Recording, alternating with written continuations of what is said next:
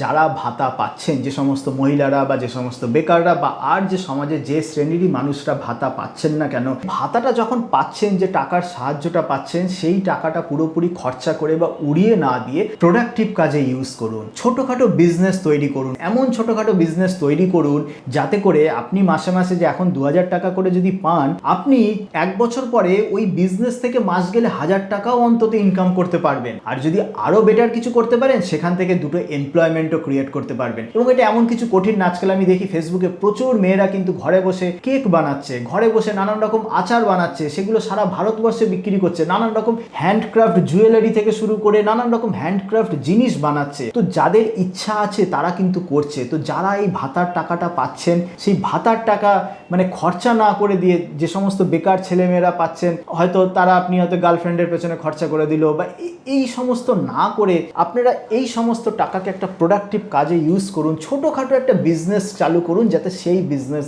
আপনাকে আগামী 10 বছরে ইনকাম দেয়। মনে রাখবেন, কোনো সরকারই কিন্তু আপনি সারা জীবন ভাতা পাবেন না। আপনাকে হয়তো কোনো সরকার 5 বছর 10 বছর ভাতা দিয়ে দিয়ে আপনাকে পঙ্গু করে দিতে পারে। মানে পঙ্গু মানে তারপরে আপনার আর অন্য কোনো কাজ করার ক্ষমতা বা মানসিকতাই কিছু আসবে না। তো সেটা না করে আজকে যে ভাতা পাচ্ছেন, যে সহায়তাটা পাচ্ছেন, সেইটা প্রোডাক্টিভ কাজে লাগান। ছোটোখাটো যে কোনো বিজনেস চালু করুন, যাতে টার্গেট একটাই থাকে যে আপনি এই টাকা থেকে আরও বড় বেশি টাকাকে কম্পাউন্ড করতে পারবেন।